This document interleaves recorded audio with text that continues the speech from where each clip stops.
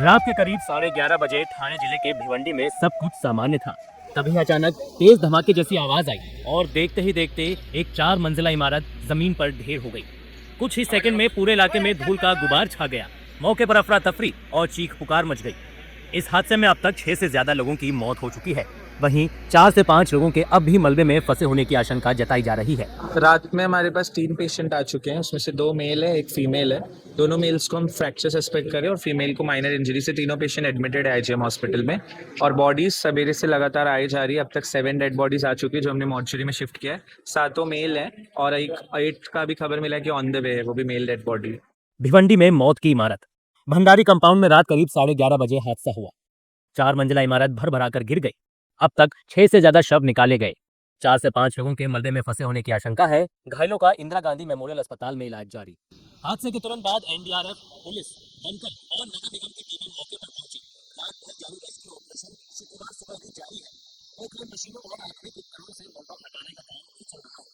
हादसे के बाद पहली मंजिल पर रहने वाले अनिल कुमार और दीपक कुमार ने जैसे ही इमारत गिरने की आवाज सुनी, उन्होंने छलांग लगाकर अपनी जान बचाई। हालांकि इस दौरान दोनों के पैरों में फ्रैक्चर हो गया।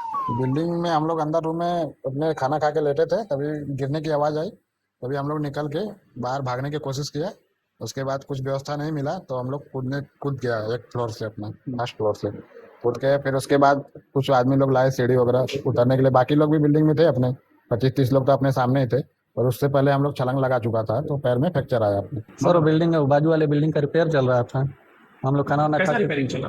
वो पिलर का रिपेयर चल रहा था। कुछ पिलर में आया था तो इसलिए उसका रिपेयर चल रहा था।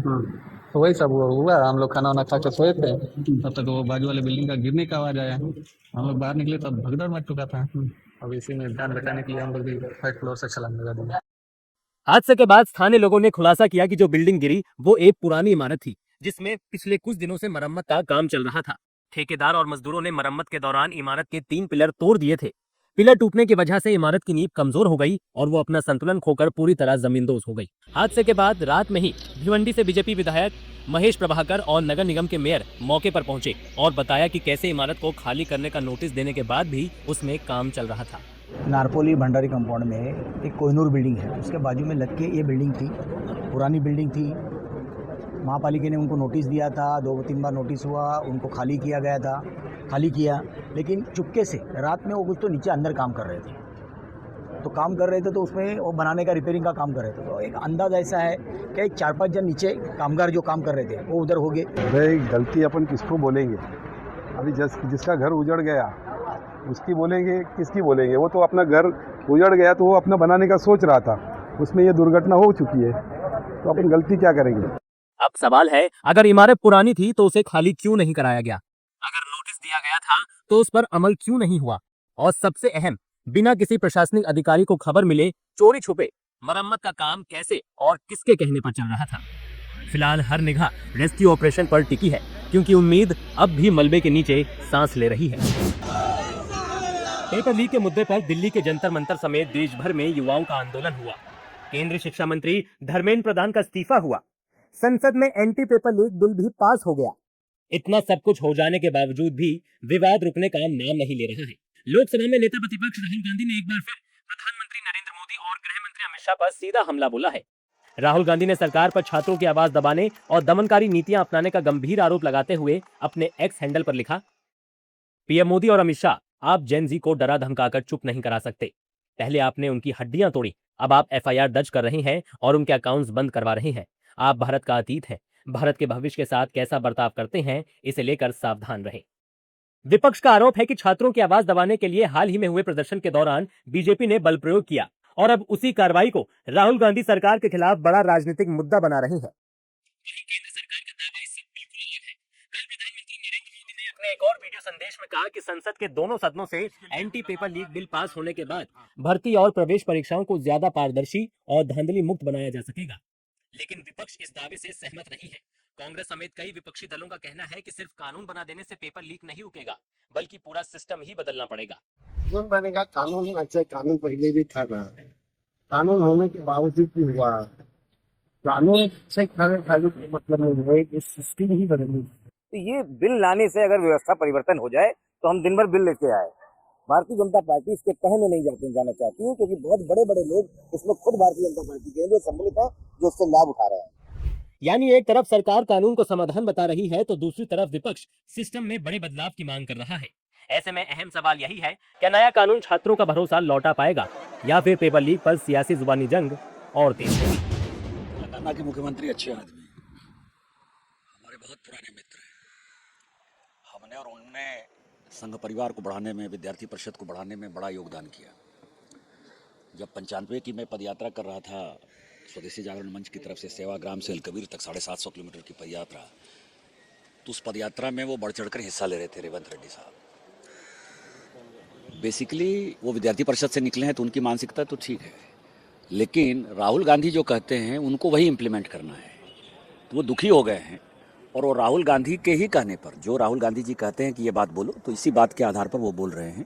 इसमें रेवंत रेड्डी का कोई दोष नहीं। ना देंगे अभी महात्मा गांधी जी के प्रतिमा के सामने, क्योंकि चेयरमैन को तो हटा दिया आपने, लेकिन जो 3 मेंबर हैं जो झारखंड मुक्ति मोर्चा के कार्यकर्ता हैं, जिनके ऊपर की सबसे बड़ा आरोप है, उसकी लीपापोती हो रही है और हम सीबीआई मांग कर रहे हैं और उन सबों को बर्खास्त करने की बात कर रहे हैं। ये तो राहुल जी बताएंगे, अनुराग जी बताएंगे राहुल जी के ऊपर जो उन्होंने क्या, क्योंकि मैंने उसको पढ़ा नहीं है, लेकिन आज अखबार में पढ़ा है, और जो जिन शब्दों का उपयोग किया उन्होंने। और दूसरी बात यह है कि जिस तरह की परंपरा उन्होंने स्टार्ट की है, बिना सिर पैर के बात करने की जो परंपरा पहले भी बोलते थे, लेकिन अब जो है उनका थोड़ा सा जो माइंडसेट है, क्योंकि 12 साल से सत्ता से बाहर हैं और सत्ता के बिना कांग्रेसी जो है वो दिमाग शून्य हो जाते हैं, तो दिमाग शून्यता की जो स्थिति है उसी की पराकाष्ठा या विशेषाधिकार है। लेकिन मेरा लोकसभा अध्यक्ष जी से आग्रह है कि पिछले 2 साल से, जब से राहुल गांधी जी बने हैं लीडर ऑफ द अपोजिशन, कम से कम 15 विशेषाधिकार के प्रस्ताव पेंडिंग है।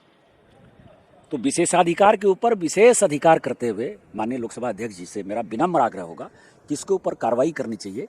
नहीं तो इसी तरह की बेसिर पैर की बातें आज लोकसभा में प्रतिपक्ष के नेता कह रहे हैं, कल को कोई और सांसद कहना शुरू कर देगा। तो कार्रवाई जब तक नहीं होगी, कार्रवाई होनी चाहिए। वंदे मातरम पे कोई विवाद होना चाहिए। स्वतंत्रता संग्राम में वंदे मातरम का नारा लगा के लोग जेल गए, सीने पे गोलियां खड़ी। ये है कि वंदे मातरम जितना था शुरू में, जिसको सब पढ़ सकते थे, याद कर सकते थे, इन्होंने उसको पूरा कर दिया है। न जो लाए हैं उन्हें याद है और न जो सुनने वाले उन्हें याद है।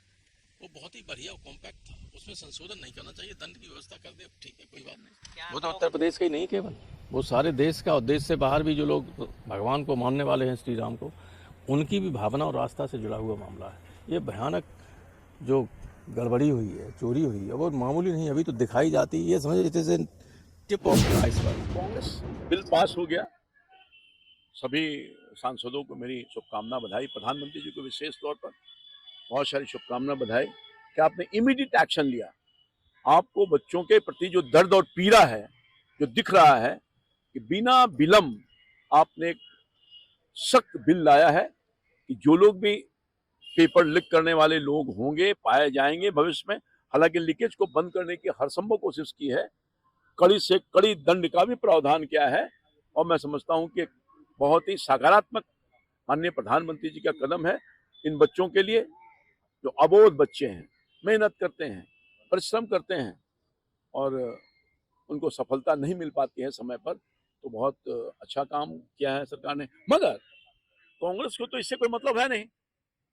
कांग्रेस का मतलब है राजनीति करना, कांग्रेस का मतलब है कि हम हंगामा करें, कांग्रेस का मतलब है कि हम प्रधानमंत्री जी के पद पर चले जाएं। वो कहां से संभव है भाई?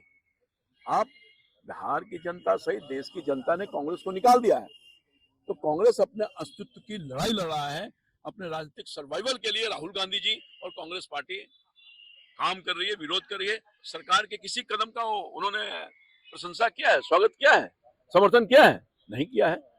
तो विरोध इसलिए नहीं होता है, विरोध अगर है कुछ गड़बड़ तो आप बोलिए, मगर सरकार हर काम का विरोध कर रहे हैं, मगर आप विरोध करिए, जनता तो उसको स्वीकार रही है, आत्मसात कर रही है। इसलिए मोदी जी को और मोदी की सरकार को लगातार दिल्ली में बना के रखी है और फैला हो रहा है। 22 राज्यों में हो गया, 8 राज्य में था भारतीय जनता पार्टी और राई पार्टनर की सरकार, अब वो होकर के 22 राज्यों में हो गया। हम बढ़ते जाएंगे, अब खत्म होते जाएंगे, एक दिन कांग्रेस पार्टी शून्य पर खत्म हो जाएगी। तो ये सारी साजिश हुई है ना, ये डिजाइन जो हुआ, ये डिजाइन वही था जो मैंने कहा, कानून को तोड़ो, सरकार को अस्थिर करो, प्रशासन की तरफ से गोली चल जाए, 10-20 छात्र की वो गोली से मौत हो जाए और फिर खून और लाश पर राजनीति करें और सरकार को अस्थिर करें। मोदी जी को पसंद नहीं कर रहा है कांग्रेस पार्टी या इनके जो एलआई जो रामलीला मंडली के जो सदस्यगण हैं,